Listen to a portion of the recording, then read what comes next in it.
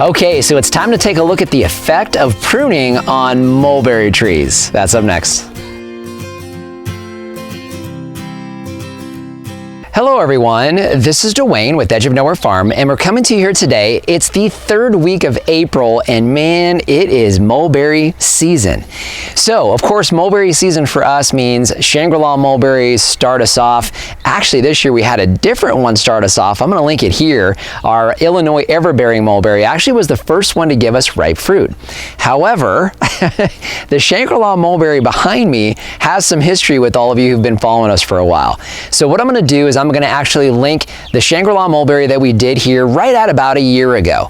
This year, one thing we noticed is that we had our fruit set a little bit later because we had frost a little bit later into the season. So we're coming here about a couple weeks after we normally see these fruit ripe for us out here in Whitman. But what I also want to do is I want to link our pruning video here. So we were here just a couple months ago pruning this thing.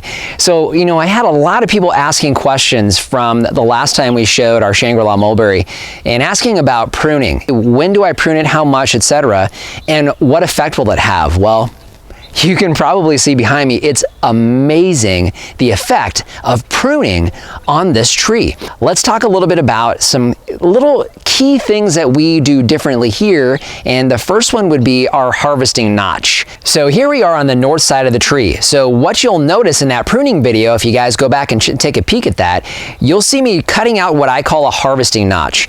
So the way we actually prune this tree and design this tree is in a bowl shape, so an open center.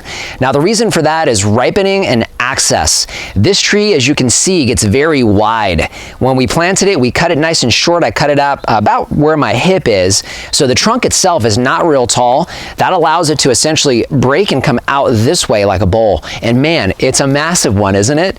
So obviously this notch, something that I started doing on our peach trees to allow us to get into the middle of the peach tree because we have to net our peach trees. Only way for me to really get in there and harvest is through a notch essentially in the tree that I can go up into the bird netting and actually see that. So what I'm going to do is I'm going to have Lori slide in and take a peek at how you can harvest out of this nice big massive Shangri-La mulberry. So if Lori wants to squeeze in, you can see I've got a lot of immature fruit that hasn't started actually ripening yet. I've got some fully ripe mulberries here. I've got some red mulberries, pink mulberries. This is a black mulberry, so when it's completely ripe, it's black like that. And as much as I really want one of those, I'm gonna go in here. So harvesting notch. So this is something that I really enjoy. In fact, on the new property, I'm gonna incorporate this in any open center tree that I possibly can. I'm gonna have Lori come in here with me. I'll tell you what, if nothing else, if you guys are here in Arizona, you know, we've got 90+ degree weather now, and to be in here surrounded by green like this, it feels like you're in Florida or Hawaii, some tropical place with these big, beautiful green leaves, just amazing. So what I need to do is I need to see, I've got a lot of, again, immature fruit. I've got one there that's really, really close.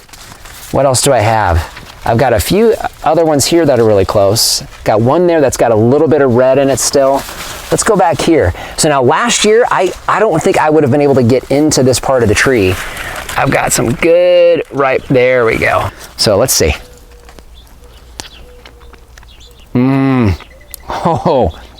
Oh man, you guys.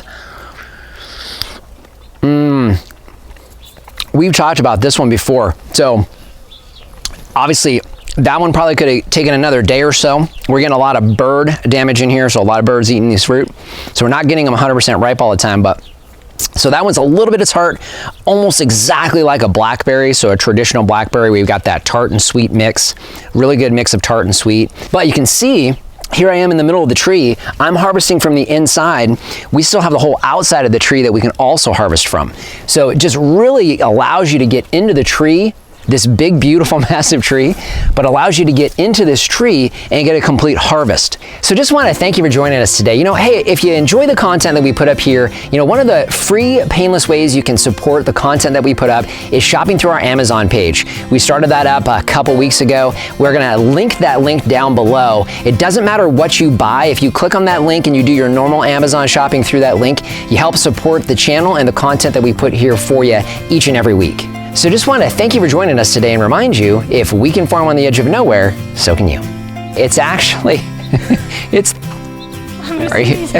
It's time for Lori to sneeze. It's actually time for Lori to sneeze. Didn't come out. And of course she didn't. Let's try that again. I also want to link our, I also wanted,